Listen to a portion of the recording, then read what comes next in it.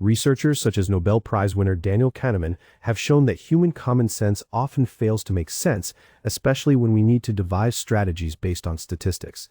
Humans are very good at reasoning about individual events, but statistics is not about a single event. Statistics is about repeated events and about choosing strategies that improve our chances over time. And this is exactly where our intuition tends to break. A famous example of this is a simple game involving 3 cups and a ball known as the Monty Hall problem. The host of the game hides a ball under one of 3 cups, A, B, or C. You, the player, do not know where the ball is, but the host does. You begin by choosing one of the cups. Let's say you choose cup A. Now the host picks up one of the other cups and shows that it is empty. For example, he opens cup C and there is no ball. Now only 2 cups remain, A and B. The host asks you a question. Would you like to stay with A or switch to B? Most people say that it doesn't matter. The reasoning sounds very convincing. The ball was already placed before I made my choice. My decision cannot influence where the ball is, so switching shouldn't change the outcome. And in a sense, that reasoning is correct. For one specific round, switching cannot change where the ball is. Either the ball is under A or it is under B. But here is the key point.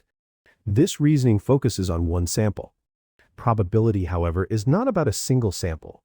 It is about choosing a strategy that works better over many repetitions of the game. And when we repeat the game many times, something interesting happens. If you always stay with your original choice, you win about 1/3 of the time. But if you always switch, you win about 2/3 of the time. This seems mysterious at first.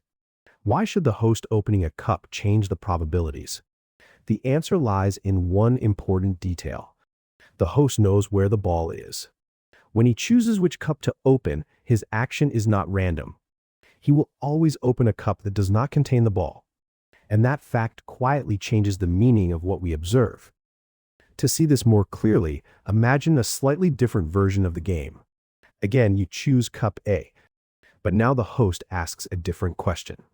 Instead of opening a cup, he asks, would you like to switch from A to the other 2 cups together? In other words, would you prefer A or the pair B and C? Now the choice is obvious. The probability that the ball is under A is 1/3. The probability that it is under B or C is 2/3. So switching to the pair of cups is clearly the better choice. Now imagine the host reveals more information. After you conceptually switch to B and C, the host lifts one of those cups. But because he knows where the ball is, he always lifts the cup without the ball first. Suppose he lifts cup C and it is empty. Now only cup B remains from the pair you chose. The 2/3 probability that belonged to B and C together now belongs entirely to B. Seen from this perspective, the original game becomes much clearer. The host is not changing the probabilities. He is simply revealing information about the option that already had 2/3 of the probability. And once we see the game this way, the conclusion becomes straightforward.